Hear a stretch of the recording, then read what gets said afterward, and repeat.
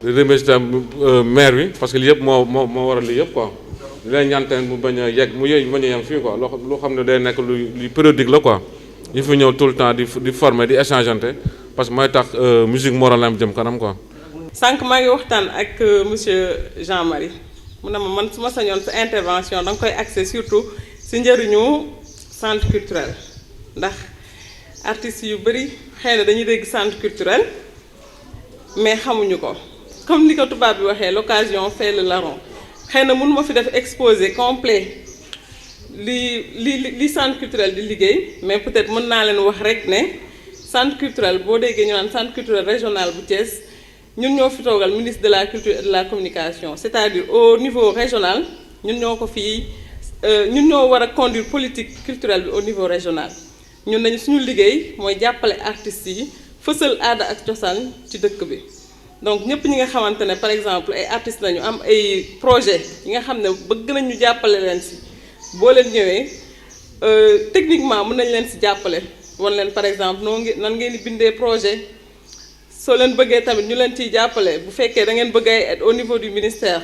centre culturel mënu leen jàppale mais mën na leen won yoon bi ngeen di jaar soo leen bindee lettre ñu def li ñuy tubaab bi di wooyee lettre de transmission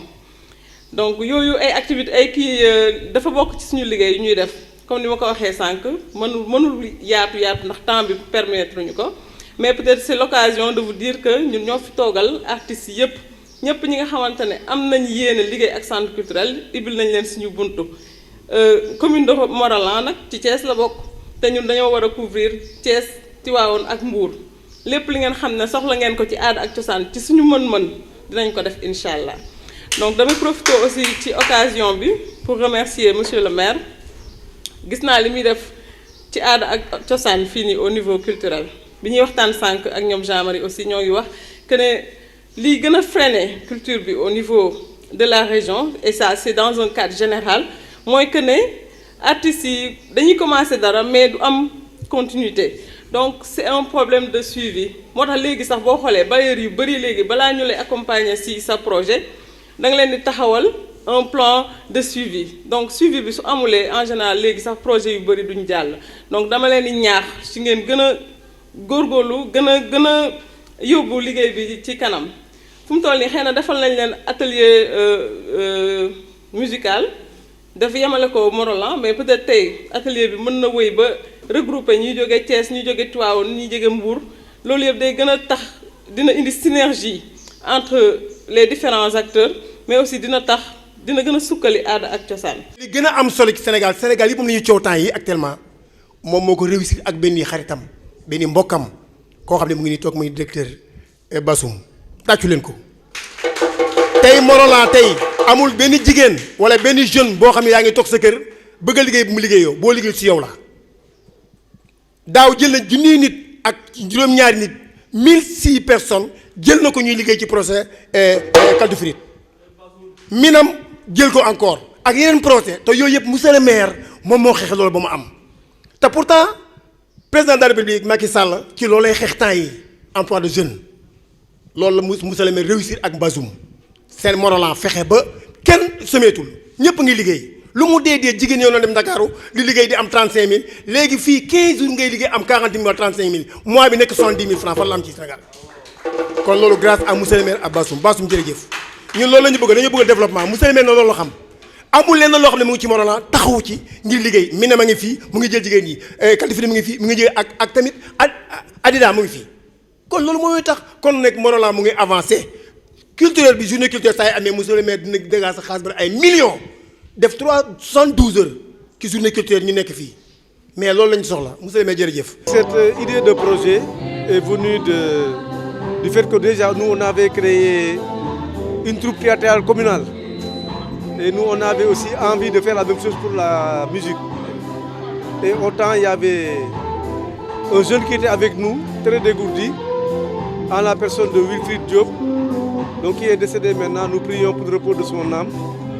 et qui était en contact avec le centre culturel de Thiès mais aussi avec le milieu de la musique et je pensais comme ça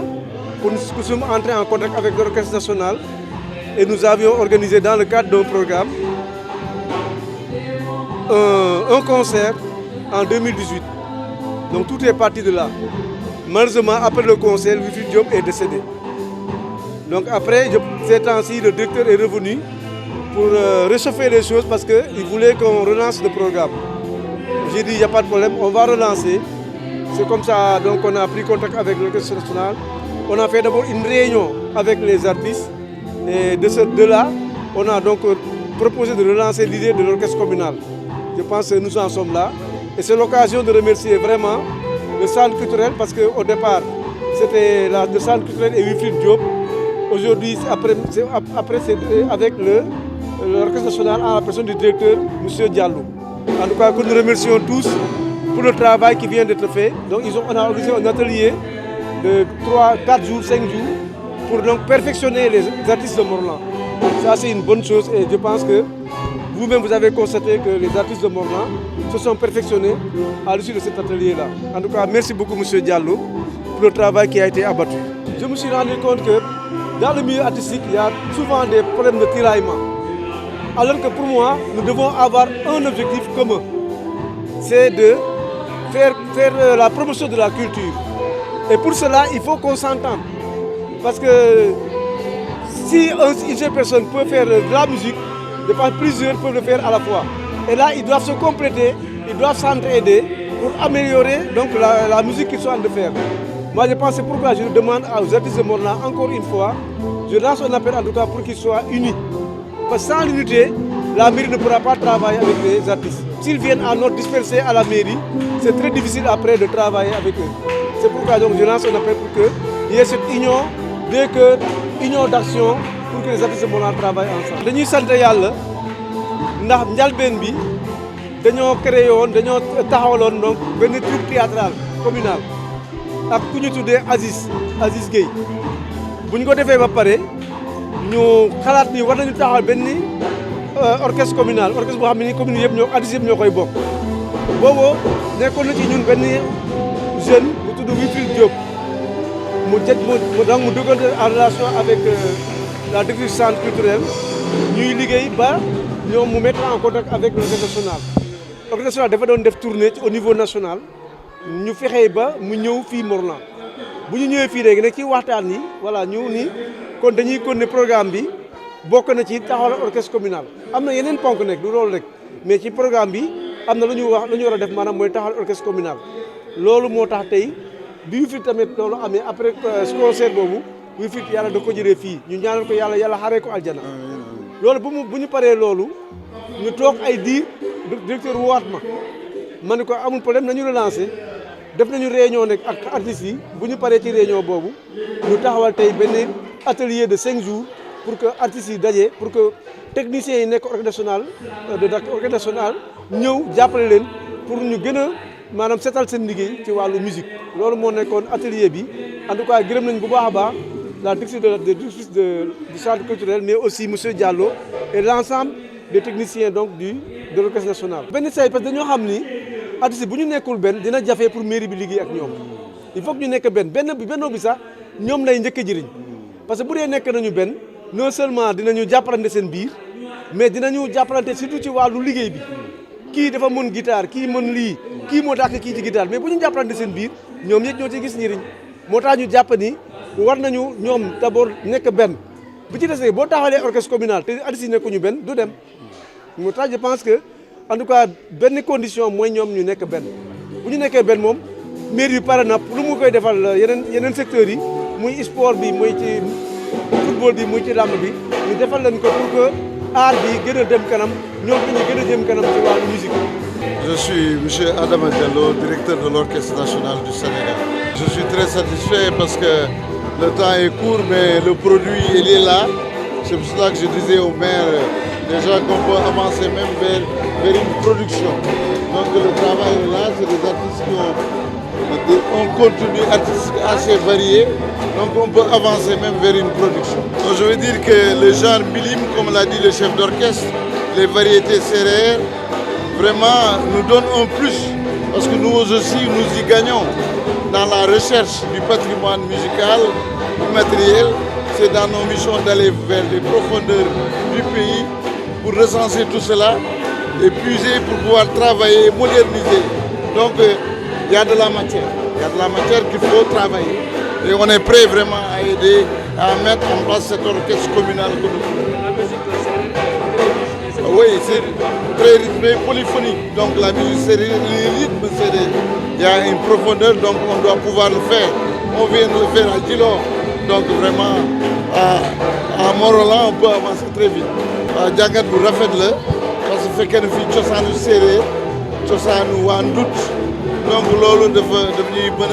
gën a may cawarte ci ànd ak artistes yi nga xam ne ñëw na wuyu si ñu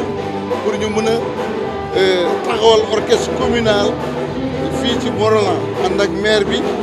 mu jàpp ci parce que ku sawar la ko bëgg a dimbali artistes yi la ñun aussi loolu la ñuy sas loolu la ma ministre bi wax monsieur Diallo Adama il faut me former les orchestres dans tous les pays c'est ça parce qu'avec l'expérience de l'orchestre national il faut mettre en place des structures de ce genre. Donc moi je suis un peu dans mon rôle. Oui, très riche, elle est polyphonique, il y a beaucoup de rythmes. Donc il y a des rythmes intéressants chez la polyphonie. Et les Sérères ont gardé un profond trésor culturel que tout le monde utilise dans la lutte, dans les chants. Donc dafa nekk patrimoine boo xam ni séeréer yi dañu am cosaan boo xam ni dañ ko fonk maintenir ko. Donc c'est tout le monde qui a bénéficié ñun ñëpp ñu ci jëriñu.